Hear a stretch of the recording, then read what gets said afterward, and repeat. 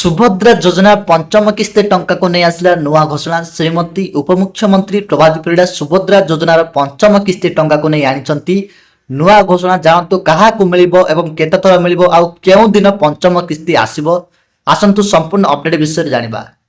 या पूर्व आपण गोटे रिक्वेस्ट चैनल टी को जदि सब्सक्राइब करना ताले एबे ही सब्सक्राइब करी बेल आइकन को दबाई रखंतु। तबे खूब शीघ्र आसवाक जाऊँगी पंचम किस्ती। पूर्व महिला माने 4टी किस्ती अर्थात 20,000 टंका पाई सारी एवं पंचम किस्ती 5,000 टंका पाइबाकू जाउछंती। जो महिला मानकर नाम कटि जाइछि किंबा जो माने नुआ आवेदन करिसंती एवं जो माने पूर्व किस्तीर टंका पाई सारी सेमानंक मध्यरु केउ महिला को केते टंका दिया जिवो से विषय रे संपूर्ण खबर पाई परिबे। जदि आमे तारीख कथा कहिबा ताहले आसंता 28 रे आसीबाकू जाउछि सुभद्रा योजनार आगामी किस्ती टंका। सुभद्रा योजना वर्ष को महिला मानक 10,000 टंका प्रदान करा जाए। वर्ष को 2टी किस्ती एवं गोटे किस्ती 5,000 टंका दि जाउछि। महिला माने एबे पर्यंत प्रथम द्वितीय तृतीय एवं चतुर्थ किस्ती मिसाई समुदाय 20,000 टंका पाई सारी। एवं नूतन आवेदन प्रक्रिया चली जो सुभद्रा योजना कॉलेज छात्री मानक मध्य सामिल करा जाइछि। जो महिला मानकर बयस 60 वर्ष रु अधिक हो जाइछि सेमानंको सुभद्रा योजना काटी सेमानंको कोन ना वार्धक्य भत्ता टंकारे जोड़ी दिया जाउछि। ठीक अछि, आपण माने बुझी पारले एबे। तबे आगो को आसीबाकू जाउछि सुभद्रा योजनार पंचम किस्ती टंका। आगामी राखी पूर्णिमा रक्षा बंधन शुभ अवसर रे महिला मानक अकाउंट को आसीबो पंचम किस्ती टंका। एही पंचम किस्तीर 5,000 टंका सीधा सड़क महिला मानक बैंक खाता को आसीबो। जो महिला माने 4टी किस्तीर समुदाय 20,000 टंका पाई सारी छथि सेमाने पंचम किस्ती 5,000 टंका पाइबे। जदि आपण मानकर नाम कटि जाइछि किंबा आपण माने टंका पाई नाहंती तबे अभियोग करंतु। सरकारी अधिकारी माने घर घर बुली सर्वे करूछंती एवं आपणक अभियोग रो उत्तर देबे। जदि आपणकर सब कागज पत्र ठीक रहितिबो तबे आपण पुणी थरे सुभद्रा योजनार आगामी किस्ती टंका पाई परिबे।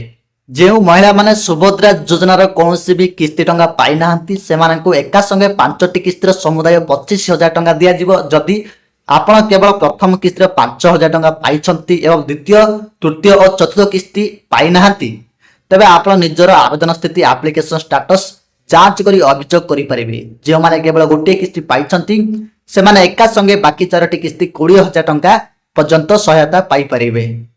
तो वर्तमान आ कोनोसी भी महिला माने कोन ना एथर वंचित हेबा नै एनै श्रीमती उपमुख्यमंत्री प्रभाती परिड़ा कहिसंती। जे माने जेतिकी टंका पाइबाकू योग्य विवेचित सेमानंको सबु किस्ती टंका प्रदान करातिबो। जे महिला माने केवल प्रथम एवं द्वितीय किस्ती पाइथिले एवं परे नाम कटि जिबा हेतु तृतीय और चतुर्थ किस्ती पाइ नाहंती सेमानंको एका संगे 15,000 टंका तृतीय चतुर्थ और पंचम किस्ती दिया जिवो। जदि आपण प्रथम द्वितीय और तृतीय किस्ती पाई सारी तबे चतुर्थ और पंचम किस्ती बाबदकू एका संगे 10,000 टंका पाइबे। जो माने 4टी जाक किस्ती पाई सारी से माने आगामी किस्ती केवल 5,000 टंका पाइबे। आ जो माने नुआ करी आवेदन करिसंती सेमानंको पाई मध्य बड़ खुशी खबर एथर से माने 5,000 टंका सेमानंको खाता को जीवो। ठीक अछि, आपण माने एतिकी बुझी पारिले। चलंतु नेक्स्ट कोन रहिछि जानिबा। तो वर्तमान जानतु केउ भूल जोगु आपण माने कटि जिवे सुभद्रा योजना आ पाई परिबे नै। जदि आपण परिवार कोनोसी सदस्य बा आपणकर नाम रे कोनोसी 4 चकिया जान किंबा मोटर जान रहिछि तबे सुभद्रा योजना आपणक नाम बाद पड़िबो। तापर जदि आपण आयकर इनकम टैक्स प्रदान करूछंती बा टैक्स देउछंती तबे मध्य आपण एही टंका पाई परिबे नाही। तापर जदि आपणक परिवार रे जलसेचित जमीर परिमाण 5 एकर रु अधिक किबा अण जलसेचित जमीर परिमाण 10 एकर रु अधिक रहिछि एवं आपण धान बिक्री पंजीकरण किंबा कृषि पंजीकरण करिसंती तबे मध्य आपणक नाम कटि जिवो। ठीक अछि, आपण माने एतिक बुझी पाले। नेक्स्ट रहिछि जदि कोनोसी छात्री 1500 टंका बा ताठारु अधिक अर्थात वार्षिक 18,000 किंबा ताठारु अधिक टंकार स्कॉलरशिप छात्रवृत्ति पाउचंती सेमाने मध्य कटि जिवे। जदि आपण मासिक 1500 टंका बा वार्षिक 18,000 टंकार अधिक पेंशन पाउचंती तबे आपण सुभद्रा योजना पाई योग्य नहंती। सुभद्रा योजनार लाभ पाइबाकू हेले आपण ओडिसा रे स्थायी बासिंदा होइतिबा आवश्यक। आपणक बयस 21 वर्ष रु 60 वर्ष मध्य होइतिबा आवश्यक एवं परिवार रो वार्षिक आय 2,50,000 टंका रु कम होइतिबा आवश्यक। तो खूब शीघ्र सुभद्रा योजनार पंचम किस्ती टंका आसीबाकू जाउची। सरकारक तरफ योग्य महिला मानक बैंक खाता को सीधा सड़क 5,000 टंका पठा କିନ୍ତୁ ଯେଉଁମାନଙ୍କର କିଛି ତ୍ରୁଟି ରହିଛି ସେମାନଙ୍କ ମଧ୍ୟ ନାମ ବାଦ ଦିଆଯିବ। ପୂର୍ବରୁ ଚତୁର୍ଥ କିସ୍ତି ସମୟରେ ମଧ୍ୟ ତ୍ରୁଟି ଯୋଗୁଁ ଲକ୍ଷାଧିକ ମହିଳାଙ୍କ ନାମ ମଧ୍ୟ କାଟି ଦିଆଯାଇଥିଲା। ଆପଣମାନେ ନିହାତି ଭାବରେ ଜାଣିଥିବେ। ଆପଣଙ୍କ ଆବେଦନରେ କିଛି ତ୍ରୁଟି ଅଛି କି ନାହିଁ ଜାଣିବା ପାଇଁ ଆପଣଙ୍କୁ ଆଧାର ନମ୍ବର ଦେଇ ଆବେଦନ ସ୍ଥିତି ବା ଆପ୍ଲିକେସନ ଷ୍ଟାଟସ ଯାଞ୍ଚ କରିବାକୁ ପଡ଼ିବ।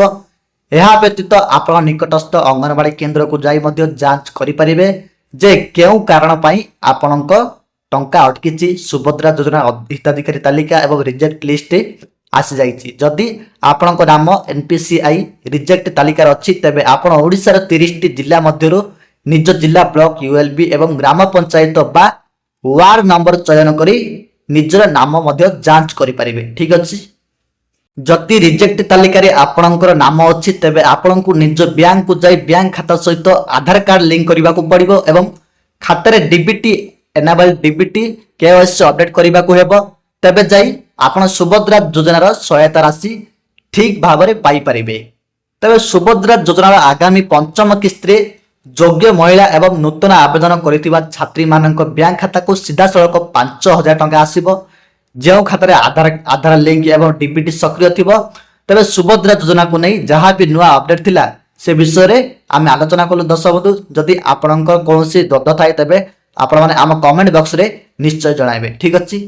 ତେବେ ନେକ୍ସଟ ଭିଡ଼ିଓରେ ଆପଣମାନଙ୍କୁ ପୁଣି ଥରେ କ'ଣ ଦେଖାହେବା। ଠିକ ଅଛି ଆପଣମାନଙ୍କ ସହିତ ରହୁଛି। ଧନ୍ୟବାଦ।